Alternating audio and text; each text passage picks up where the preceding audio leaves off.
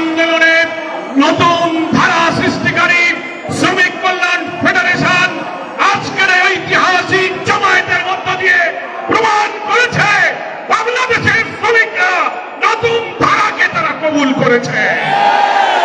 ষাটের দশকে তদানীন্তন পূর্ব পাকিস্তানে ট্রেড ইউনিয়ন করে বাংলাদেশের কল কারখানা ঢাকা, চট্টগ্রাম, ডেমরা, গাজীপুর, খুলনা শিল্প এলাকায় ট্রেড ইউনিয়নের নামে মালিক শ্রমিক দ্বন্দ্ব বাঁধিয়ে এক শ্রমিক নেতা পাশ্চাত্যের এবং সমাজতন্ত্রী ধর্মনিরপেক্ষ রাজনীতির বীজ ঢুকিয়ে বাংলাদেশের শ্রমিকদেরকে তারা সমাজতন্ত্রের প্রশিক্ষণ দিতে শুরু করেছিল।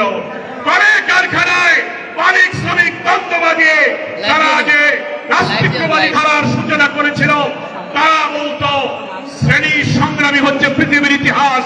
শ্রমিক কল্যাণ ফেডারেশন 1963 সালে প্রতিষ্ঠা করে বলেছে, না, শ্রেণী সংগ্রাম নয়, সত্যবিদ্যার দ্বন্দ্বই হচ্ছে পৃথিবীর ইতিহাস। শ্রমিক কল্যাণ ফেডারেশন মালিক শ্রমিকের দ্বন্দ্ব নয়, সৎ মালিক সৎ শ্রমিকের সম্মেলনের মিলিত প্রচেষ্টায় কল কারখানা অর্থনীতির উৎপাদনের চাকাকে সচল রেখে একদিকে শ্রমিকের অধিকার, অপরদিকে অর্থনীতির চাকাকে সামনে নিয়ে যাওয়ার এই নতুন ধারার সৃষ্টি করেছে শ্রমিক কল্যাণ ফেডারেশন। প্রিয় ভাইয়ের আমার, তারা স্লোগান দিয়েছিল শ্রমিক রাজ কায়েম করবে। তারা বলেছিল trade union is the school of communism. শ্রমিক কল্যাণ কল কারখানায় শ্রমিকদের মাঝে ইসলামের মহান শ্রমনীতি, আমাদের প্রিয় নবী মুহাম্মদ মুস্তাফা সাল্লাল্লাহু আলাইহি ওয়াসাল্লামের আদর্শ অনুপম শ্রমনীতি দিয়ে দুনিয়ার দাস, শ্রমিক, দুঃখী, বঞ্চিত, অনাহারী, অন্নহীন, বস্ত্রহীন নিরন্ন মানুষের মুখে হাসি ফুটিয়েছিলেন। শ্রমিক কল্যাণ সেই শ্রমনীতির দাওয়াত দিয়েছে। শ্রমিক কল্যাণ আল্লাহ নবীর আদর্শ তুলে ধরে মালিকদের কাছে বলেছে, শ্রমিকদের বলেছে, মালিকরা যা খাবে এবং করবে শ্রমিকরা যেন সেই পরিমাণ, সেই মানের খেতে পারে, পড়তে পারে, সেই ন্যূনতম বেতন মজুরির ব্যবস্থা করতে হবে। কারখানার লভ্যাংশে শ্রমিকদের অধিকার দিতে হবে। আল্লাহ নবী সে আদর্শের কথা শ্রমিক কল্যাণ বলেছে। সাধ্যের অতিরিক্ত কাজ চাপানো যাবে না।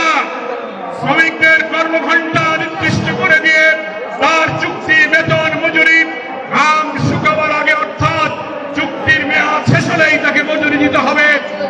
এইভাবে ইসলামী শ্রমনীতির নতুন ধারা সৃষ্টির লক্ষ্যে রাজধানী থেকে বাংলাদেশের সকল শিল্পাঞ্চলে আজ 2025 সালে হাঁটি হাঁটি পা পা করে সরকারের একটি নিবন্ধিত রেজিস্টার্ড ট্রেড ইউনিয়ন হিসেবে আজকে বাংলাদেশে সবচেয়ে শ্রেষ্ঠ, সবচেয়ে বৃহৎ শ্রমিক সংগঠন বাংলাদেশ শ্রমিক কল্যাণ ফেডারেশন। আমি আজকে রাজধানী ঢাকার আসার পথে কয়েকটি শ্রমিক সমাবেশ ঘুরে ঘুরে দেখার সুযোগ পেয়েছি।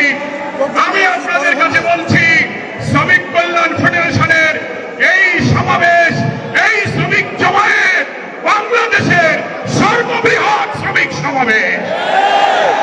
এই সমাবেশ প্রমাণ করে নাস্তিক্যবাদী সমাজতন্ত্রী মালিক শ্রমিকদের দ্বন্দ্ব বাঁধিয়ে সমাজতন্ত্রের শিক্ষা দিয়ে দেশকে ভোগবাদী, বস্তুবাদী অর্থনীতির চাকাকে ধ্বংস করে দেওয়ার রাজনীতি পাল্টে দিয়ে অর্থনীতির অগ্রগতি, শ্রমিকের জীবনমান উন্নয়নের রাজনীতির যে ধারা শ্রমিক কল্যাণ সৃষ্টি করেছে, বাংলাদেশের শ্রমিক মালিকরা সেই ধারাকেই আজকে কবুল করেছে, আলহামদুলিল্লাহ। আমি মালিক শ্রেণীকে বলবো, শ্রমিকরা আপনার ভাই। শ্রমিকদের বলবো, মালিকও আপনার ভাই। মালিকদেরকে কাজ না করে যেমন শ্রমিক ঠকাবে না, তেমনি মালিকরা শ্রমিকদের ন্যায্য পাওনা থেকে যেন বঞ্চিত না করে। হাতে হাত ধরে আমাদের এই প্রিয় জন্মভূমি বাংলাদেশ, নতুন যে বাংলাদেশ, নতুন যে ডাইমেনশন, নতুন যে স্বপ্নের দিকে আমরা এগিয়ে যাচ্ছি, সকল কল কারখানায় বাংলাদেশের ট্রেড ইউনিয়ন আইনকে কাজে লাগিয়ে যত শ্রমিক, যত পেশা, সেখানে ট্রেড ইউনিয়ন করে তুলতে হবে। পরিবহন, গার্মেন্টস, সমস্ত শিল্প সেক্টরে পাটকল, সুতাকল, চিনিকল, পেপার মিল, বন্দর, রেল, সমস্ত পেশা ইউনিয়ন করার মধ্য দিয়ে আজ হাজার বাধা বিপত্তির মধ্য দিয়ে শ্রমিক কল্যাণ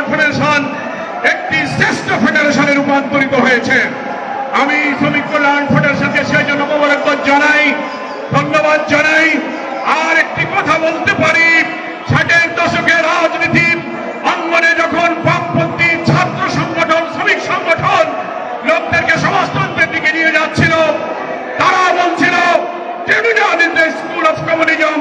শ্রমিক কল্যাণ তখন স্লোগান দিয়েছে নো, তারা যদি ট্রেড ইউনিয়নকে সমাজতন্ত্রের স্কুল বানাতে পারে, আমরাও আল্লাহর বান্দা হিসেবে ট্রেড ইউনিয়নকে ইসলাম শেখার স্কুল বানাতে পারি। আমাদেরও স্লোগান হবে trade union is the school of Islam. শ্রমিকদেরকে আমরা ইসলাম শেখাবো, ইসলামের সমনীতি আল্লাহ শেখাবো। আসুন মে দিবসের ঐতিহাসিক এই সমাবেশে আমরা শপথ গ্রহণ করি, নতুন বাংলাদেশের লক্ষ্যে কলে কারখানার উৎপাদনের চাকাকে সচল রেখে, মালিক শ্রমিকের সম্প্রীতি বন্ধন অটুট রেখে ট্রেড ইউনিয়ন আমাদের যে অধিকার দিয়েছে, সে অধিকার যেন আমরা পাই। আল্লাহর নবীর প্রণীত ইসলামী সমনীতি কায়েম হবে, কিন্তু মনে রাখবেন ইসলামী সমাজ, ইসলামের কল্যাণ রাষ্ট্র কায়েম না হলে ইসলামী সমনীতি কায়েম হবে না। কি বলেন, ঠিক কিনা? রাষ্ট্র যদি বাতিল আর তাগুতের হাতে থাকে, আলাদাভাবে ইসলামী সমনীতি কখনো কায়েম করা যায় না। তাই ইসলামী সমনীতির সংগ্রাম, ইসলামী রাষ্ট্রের সংগ্রাম এক এবং অভিন্ন সংগ্রাম, এই সংগ্রামকে এগিয়ে নিয়ে যাওয়ার প্রদত্ত আহ্বান জানিয়ে আমি আমার বক্তব্য শেষ করছি।